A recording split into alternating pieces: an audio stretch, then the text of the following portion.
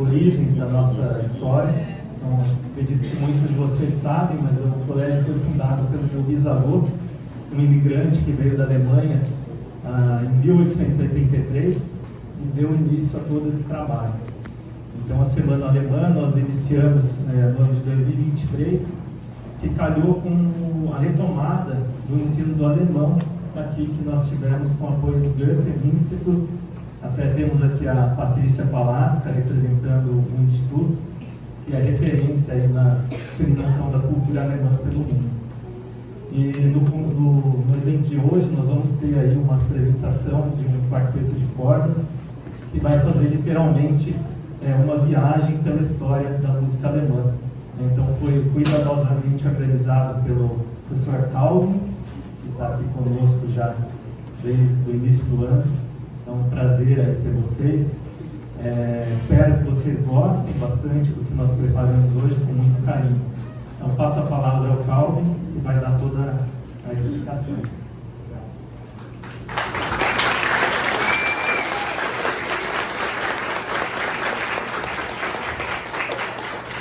Boa noite a todos.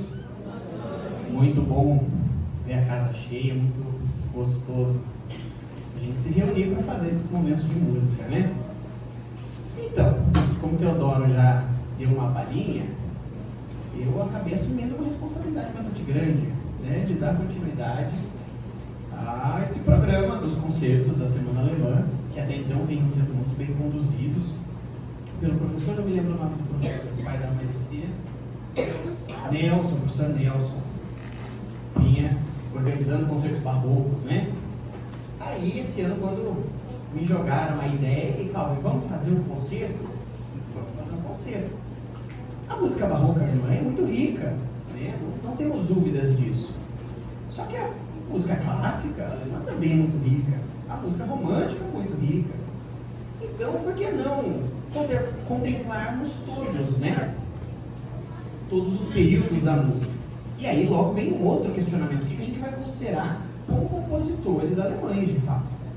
Porque a Alemanha, aí, nos últimos séculos, teve várias questões geopolíticas, né, alterações, enfim. Então, já para esclarecer de antemão que nós consideramos como compositores alemães, não necessariamente aqueles que nasceram no que a gente considera a atual Alemanha, né, mas compositores de origem germânica e que falavam alemão. Ou que uma das línguas, pelo menos, era o alemão, né? Aí hoje, então, a gente vai ter uma formação bastante interessante, que é a formação do quarteto de cordas. Essa formação acabou se tornando mais fixa, assim, digamos, a partir do período clássico, mas já no período barroco, a gente já tinha essa formação e músicas para essa mesma formação. E aí, também nessa ideia de fazermos um concerto aí na viagem, né, uma cronologia da história da música alemã, surgiu também a ideia de que fizéssemos um concerto numa pegada um pouco mais didática. Porque às vezes a gente não conhece, e não tem problema, né? É uma arte, às vezes, um pouco restrita aqui pra gente.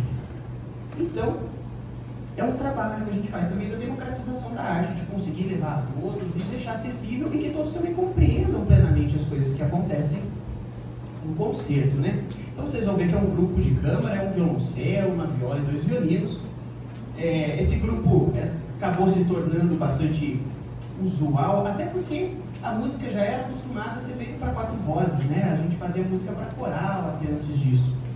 E aí a gente começa pelo período barroco, então. O período barroco começa ali mais ou menos no ano de 1600. E aí vocês podem me perguntar, nossa, mas não tinha música antes disso? Claro que tinha música antes disso. A música já remonta desde praticamente nos primórdios da humanidade, né? Mas é a partir do período barroco que a gente vê a consolidação do que a gente chama de sistema tonal. Acho que vocês já devem ter assistido uma apresentação, alguma coisa assim, que a pessoa vira lá, maestro, dó maior, ou lá menor, ou enfim, outros N tons, né? Isso quer dizer o quê? Que essas músicas são escritas dentro desses tons. Então isso a gente chama de música tonal. Isso ficou bastante conhecido e bastante fixo a partir do período barroco, por isso que a gente inicia a nossa cronologia do período barroco. E a gente vai começar com um compositor que talvez seja o mais internacional de sua época, né? A gente vai começar com Handel. Ele nasceu na Alemanha e ele viveu lá até os 21 anos, mais ou menos, quando ele foi para a Itália estudar a ópera italiana, que foi aonde ele também se consagrou muito, né? Escrevendo óperas em italiano. Aos 25 anos, mais ou menos, ele foi para a Inglaterra, depois ele até chegou de retornar para a Alemanha, mas de passagem só, ele se fixou na Inglaterra. E lá ele escreveu uma das suas obras mais emblemáticas, que é a que a gente vai usar para dar abertura no nosso concerto. Ele escreveu o Messias de Handel. Todo mundo já deve ter ouvido pelo menos uma partezinha do Messias. E a gente vai começar com a sinfonia, ou com a abertura, que é o primeiro movimento desse oratório, né? São quase 3 horas de música, 2 horas e um cabelinho. Então a gente vai fazer só uma pitadinha de Handel, né? Pra gente começar. E só mais uma coisa, a gente também costuma chamar desse grupo de formações de câmara, né? São grupos de câmara, são pequenos grupos.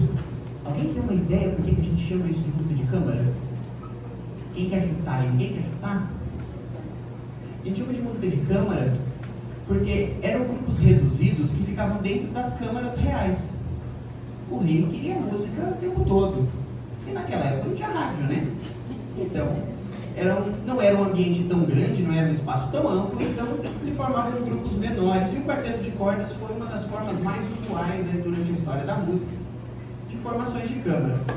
Então peço para que o quarteto tome as suas posições e vamos começar com Handel.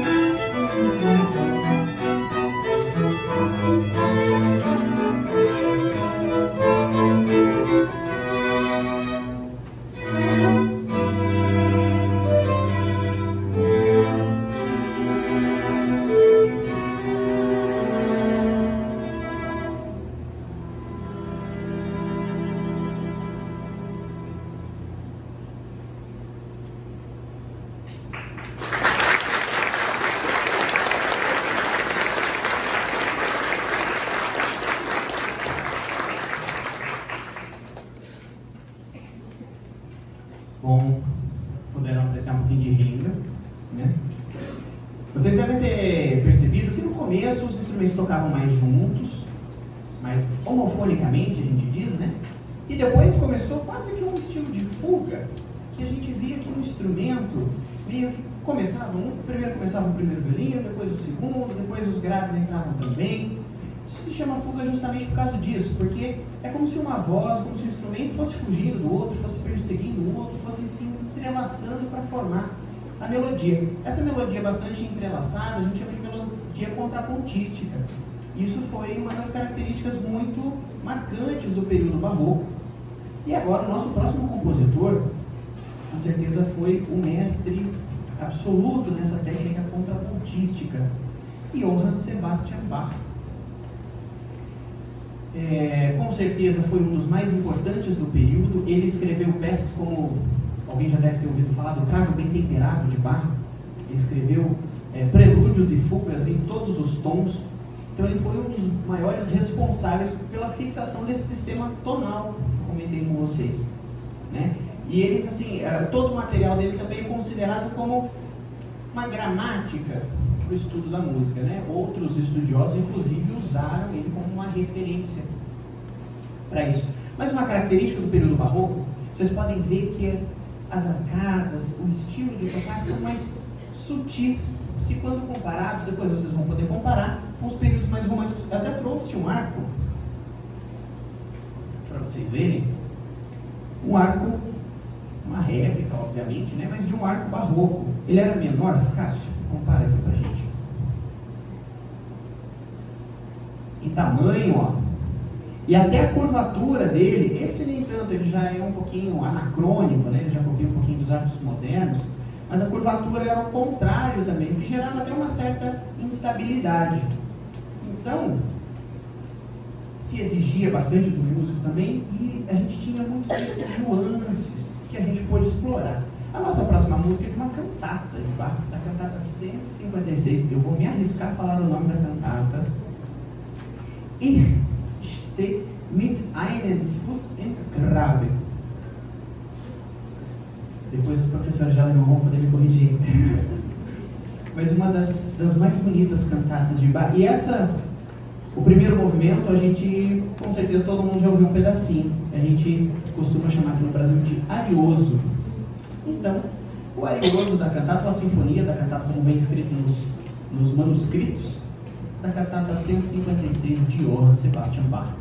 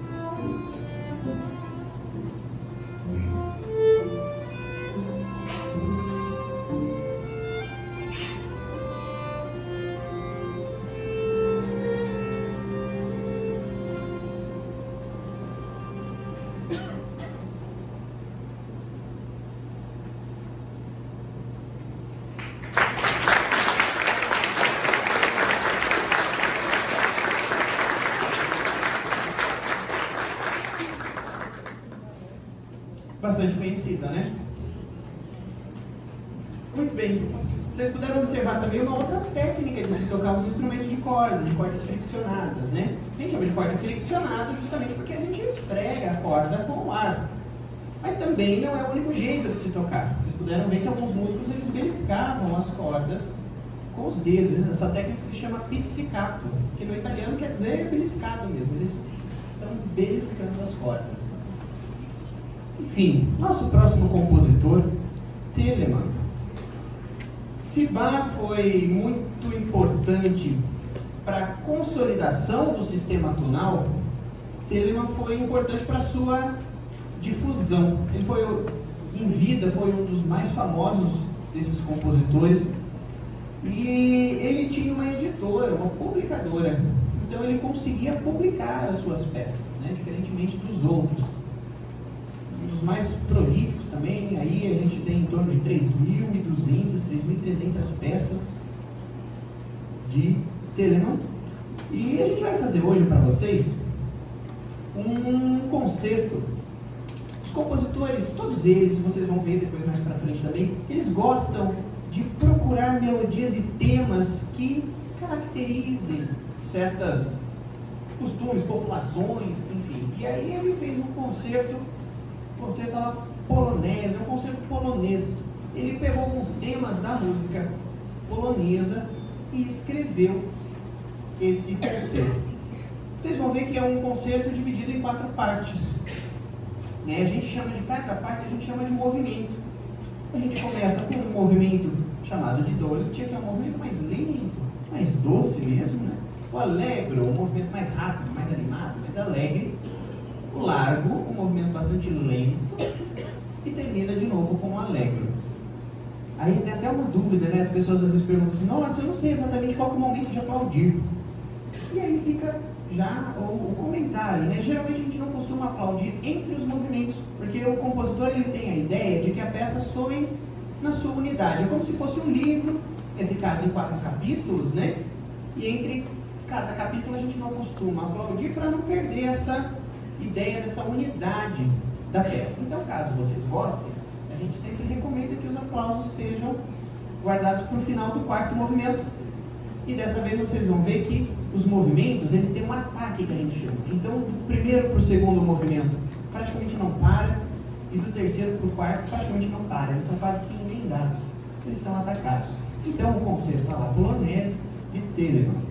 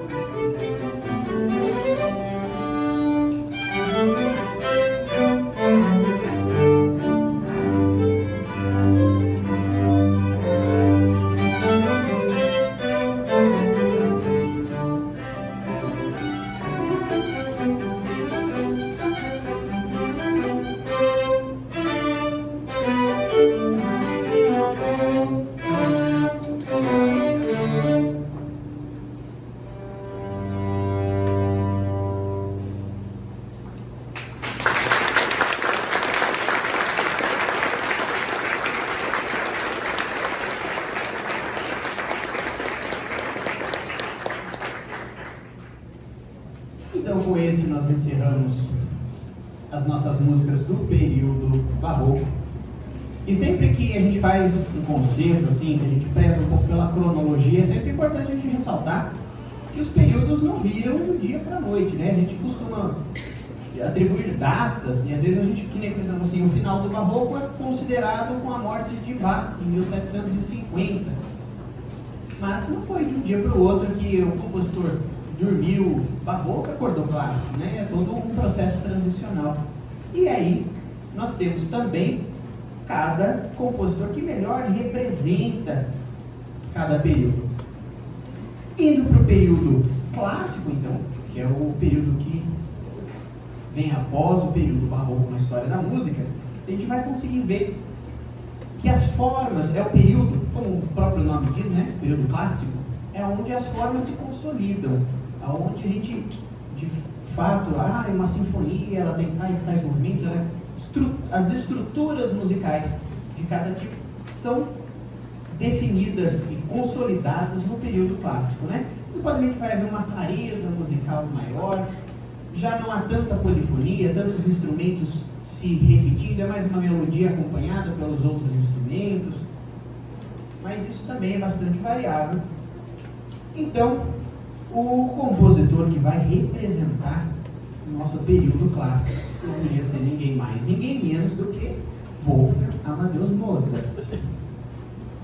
Ele, por si só, foi muito importante, né? Mas ele também, as próprias peças, que nem o Messias de Handel, que Handel escreveu em inglês, o próprio Mozart fez versões em alemão. Então ele se baseou muito nesses outros compositores do período clássico e caminhou mais adiante. Então nós vamos fazer um divertimento. Vocês vão ver como as nossas músicas se divertem nesse divertimento. Divertimento em Ré maior, de Wolfgang Amadeus Mozart.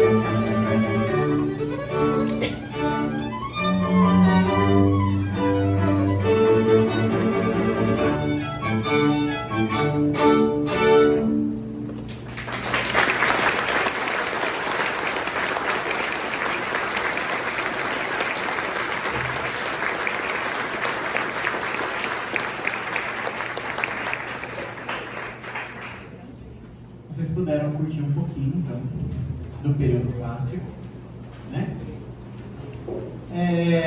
Para o período clássico, a gente quis trazer uma peça única, para que vocês também conseguissem ter essa noção da unidade, né, das obras. A gente costumeiramente vê as obras picotadas, né? Um movimento, outro movimento, um movimento mais famoso, mais conhecido. E essa obra, vocês puderam ver na íntegra, como que ele recicla, talvez a palavra, não sei, mas ele recicla uma mesma ideia e apresenta ela de outras formas. Enfim, vamos ao período romântico. Diferentemente da transição do período barroco para o período clássico, onde a gente tem um marco ali, que é a morte de Bach, marcando a transição, né? Não temos uma transição tão clara ou um marco que, de fato, né, faça essa transição. Então a gente vê muito mais por características que vão se mudando. O período clássico tem a forma clássica, né? Essas formas fixas. Então quando isso vai se perdendo, quando os compositores começam a falar, não, eu não quero compor do jeito que mandam, né? Do jeito que é socialmente aceito, eu quero compor do meu jeito.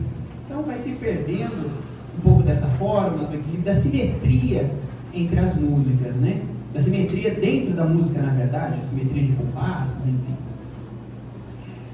Vamos para um compositor que vocês vão conseguir sentir um pouquinho ainda dessa questão da transição. Ele já apresenta bastante características românticas, mas ele ainda tem um pezinho no clássico, que é Franz Schubert. E dele nós vamos fazer um quarteto. Aí sim já é uma peça escrita especificamente para essa formação. Uma peça bastante densa, bastante complexa, difícil de tocar, musicalmente muito rica, nuances muito expressivos, né? Lá no período barroco a gente tinha mais um contraste. É forte, é fraquinho, é forte, fraquinho, até por causa da construção dos instrumentos. O cravo, que era o piano da época, né? Ele não tinha um nuance, um range de dinâmicas, né? Ele tinha ou era forte ou era fraco. Aqui não, aqui a gente já tem outros instrumentos, a técnica se refinou mais, e a gente consegue ver um nuance, um degradê muito mais interessante entre as dinâmicas. Então, o quarteto número 1 de Schubert.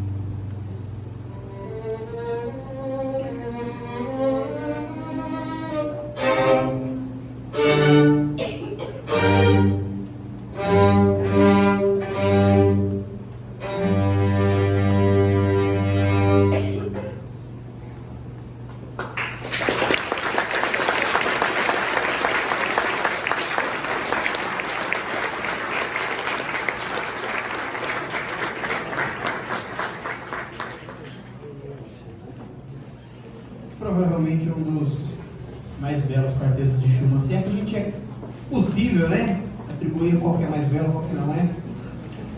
Bom, seguindo, nós vamos ter uma pequena alteraçãozinha no programa, mas não teremos compositor. Então, de Robert Schumann, não faremos um quarteto, mas sim faremos uma canção dele, Troy Meray. Esses estilos de canção ficaram muito famosos no período romântico. E essa obra, para quem toca piano, é muito conhecida, muito difundida, e aqui apresentada para vocês na forma de um arranjo para quarteto de cordas. Então, de Robert Schumann, Troy Meray.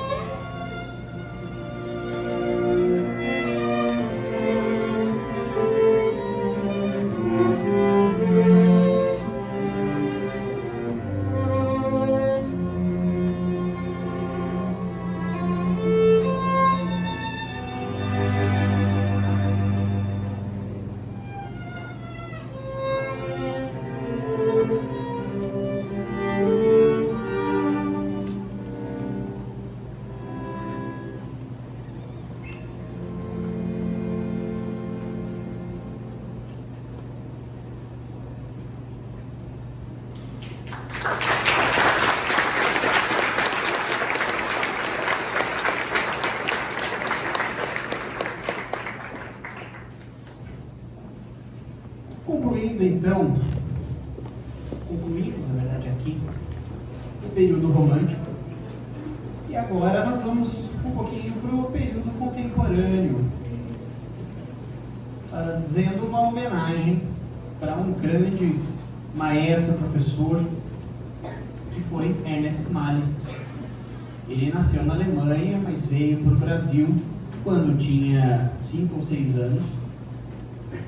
Viveu em Piracicaba até seu falecimento no ano passado, 2024. E foi responsável pela geração, por toda uma geração de formação de músicos de toda a nossa região, principalmente da cidade de Piracicaba. E ele se apaixonou pelas melodias e pelos ritmos que tínhamos aqui no Brasil. Muitas das obras dele, ele pega essas características brasileiras e usa para escrever pequenos movimentos. Como um bom professor, ele se preocupava muito com a questão didática. Então, várias das peças dele, até essa peça mesmo, vocês vão poder observar, ela tem uma característica didática também, feita para grupos de músicos que ainda estão se desenvolvendo nos estudos das cordas, né? Então nós vamos fazer uma peça do Ernest Mali que se chama Viajando pelo Brasil. E ele pegou temas, vocês podem ver no programa que cada tema se relaciona com um estado brasileiro.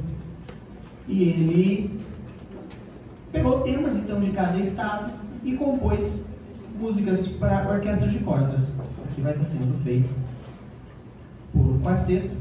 São 6 movimentos, vocês vão poder ver também que existem ataques entre os movimentos, do 1 para o 2, do 3 para o 4 e do 5 para o 6. Mas vocês vão poder notar claramente essa diferença entre as melodias e os ritmos e os andamentos de cada estado. Então, nossa próxima peça, encerrando a nossa linha cronológica, é Ernest Mali, Viajando pelo Brasil.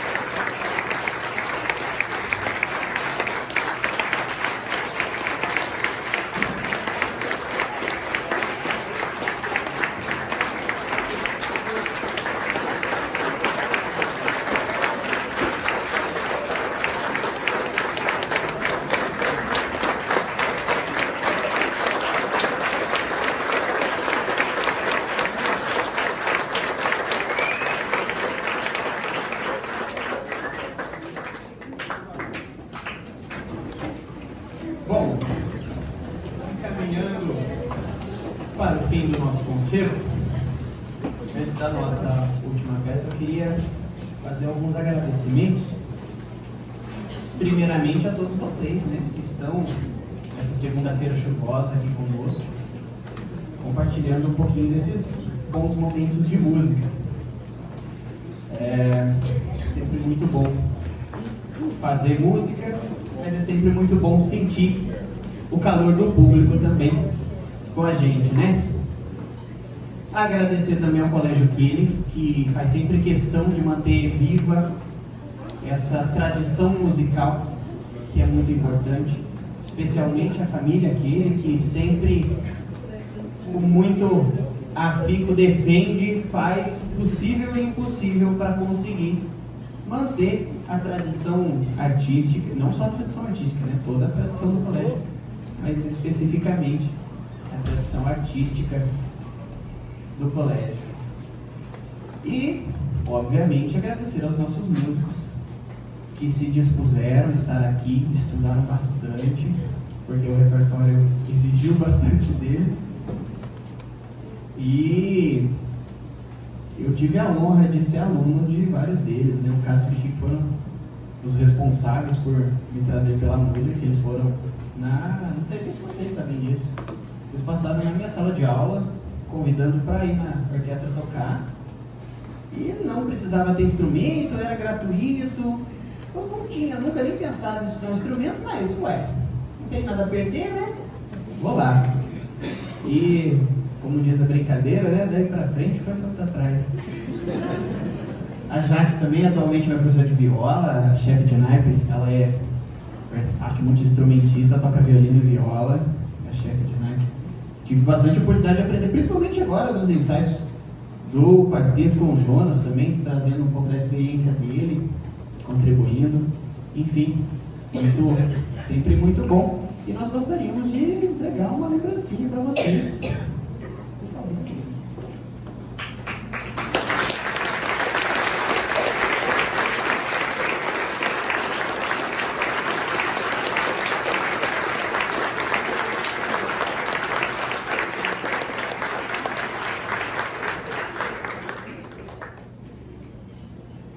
Mas vocês devem ter observado no programa, né, que eu, a priori, tinha dito que a gente ia seguir a ordem cronológica das músicas, mas, de repente, a gente já tocou Ernest Mann, que morreu ano passado, e depois aí no programa ainda tem uma música de Brahms.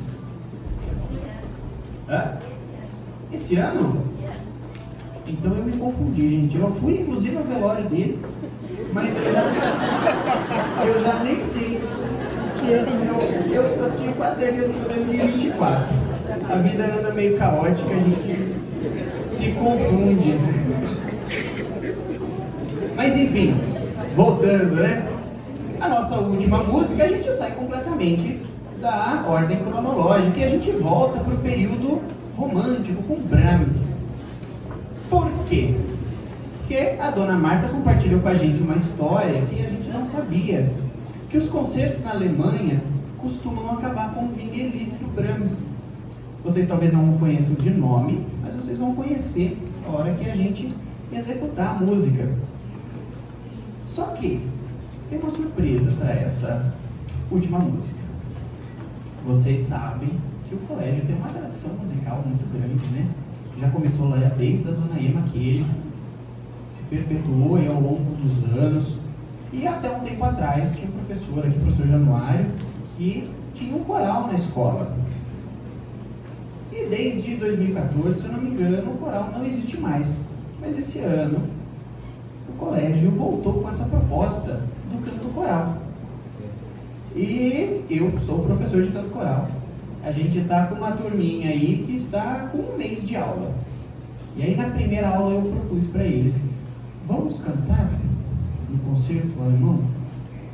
Aí eles: e agora? Aquela mistura de sentimentos, né? A gente quer, mas e aí, será que a gente consegue? E eu acho que a gente consegue. Então peço para que o pessoal se posicione para a gente fazer a nossa última música do concerto, Wie geht?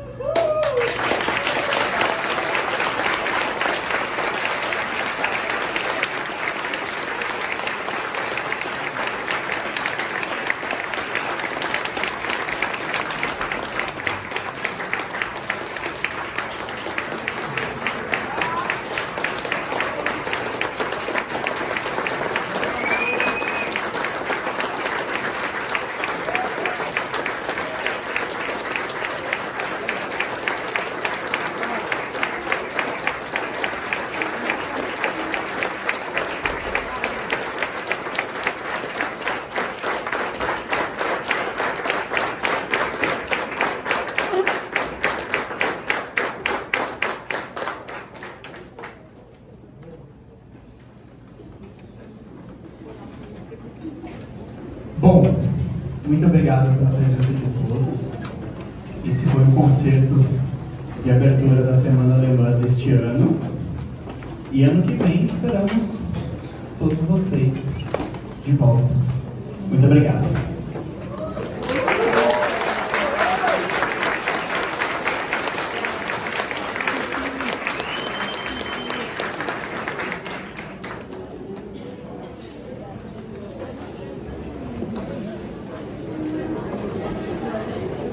Eu gostaria de agradecer muito a presença de vocês. Não sei, pelo menos a mim, eu saio de coração e a alma mais aquecidos, então parabéns aí aos músicos, às nossas alunas. E a Semana Alemã é um evento que envolve a organização de envolvimento de muitas pessoas, então quero estender meu agradecimento ao Calvin também e a todos que contribuem, né, para a realização desse evento tão importante, em especial a Marta, minha mãe, que é uma das grandes idealizadoras da minha parte. Então, muito disso se deve a ela. Muito obrigado. E até a próxima. Estão sempre convidados aí para participar dos nossos eventos. Muito obrigado.